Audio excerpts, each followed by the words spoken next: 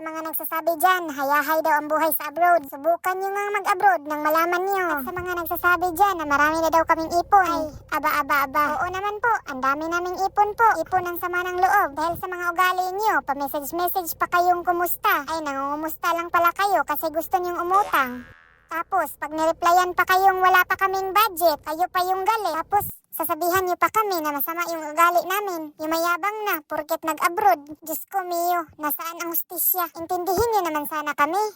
Nag-abroad kami at nagtatrabaho dito para sa aming pamilya. Hindi sa lahat ng panahon nga kami dito sa abroad ay maasahan sa pautang. Sa katunayan lang po, may mga nangutang talaga na hindi pa bayad hanggang ngayon. Di naman kami nag-abroad para magpautang. At baka sabihin niyo ang damot-damot namin ha. Dahil sa usapang utang, mga inday, mga dudong, mananawagan sana ako. Magbayad na kayo ng utang niyo. Ako talaga'y nagbanat ng buto. Tapos todo makaawa pa kayo sa akin na sana pautangin kita. Tapos pag oras ng singilan ay wala na. Siya pa yung galit kasi hindi daw ako makaantay. Nako naman. Kawawa talaga kaming dito sa abroad, no? Sana kami lulugar.